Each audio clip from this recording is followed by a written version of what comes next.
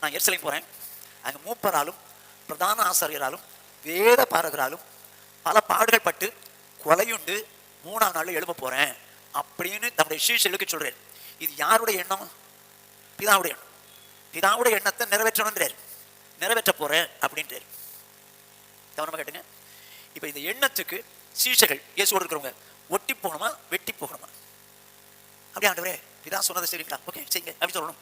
ஆனா பேதுரு என்ன சொல்றான் பாருங்க, ஆண்டவர் 12 பேரோட பேசிட்டு இருக்கிறாரு, ஆனா இயேசுவை தனியா கூட்டிட்டு போறான். கொஞ்சம் வந்துட்டு போங்களேன். அவரும் பின்னால போறாரு பாருங்க, என்ன அவர் இருப்பாரு.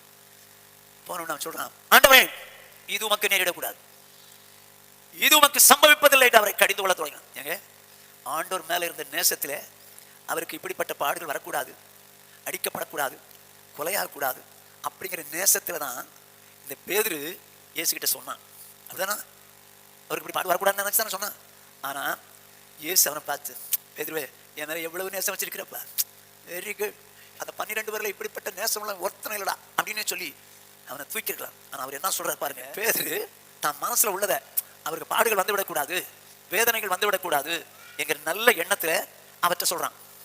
ஆனால் அவரோ திரும்பி பார்த்து பேதுருவை பார்த்து, எனக்கு பின்னாக போ சாத்தானே, நீ எனக்கு இடலா இருக்கிற சொல்லிட்டு, தேவனுக்கு ஏற்றவளை நீ சிந்தியாமல் மனுஷருக்கு ஏற்றவளை சிந்திக்கிறார். தேவனுக்கு ஏற்ற சிந்தனை என்ன? தேவன் தான் சொன்னாரு, இவர் பாடுபட்டு அடிக்கப்பட்டு ரத்தம் சிந்தி மரித்து 3ஆம் நாள் எழுமணுங்கிறது தேவ சித்தம். அவருடைய சித்தத்துக்கு இவர் ஒட்டி போறார், அவருடைய சித்தத்துக்கு இவர் சேர்ந்து போறார். ஆனா அந்த சித்தத்தை உடைக்கிறதுக்கு இந்த மனுஷன் ஞானம் அவருக்கு நடுவில் வருது. அப்பதான் சொல்றாரு, சாத்தானே நீ எனக்கு இடலா இருக்கிற, எனக்கு இடலா இருக்கிறார். ஏன் இடலா இருக்கிறான்னு சொல்றாரு, நீ தேவனுக்கு ஏற்றவளை சிந்திக்க மாட்டேங்கிற, மனுஷருக்கு ஏற்றவளை சிந்திக்கிறாய். தேவனுக்கு ஏற்ற சிந்தனை என்ன? தேவன் ஆண்டவராக இயேசுவே இந்த பூமியில பிரதான ஆசாரியர்களால் மூப்பரால் பிடிக்கப்பட்டு கொலையுண்டு 3ஆம் நாள் எழுமணுங்கிற தேவ சித்தம், அவர் விருப்பம் நிறைவேற்றுமே அப்படி நினைக்கிற. நீ என்ன நினைக்கிற? அவர் கூடாதுன்ற அப்படின்னா அது யாருடையது? சாத்தானுடைய எண்ணம்ன்ற. அது அவன் மனம்தான், அவன் மனம்தான் அப்படி சொல்லிச்சு.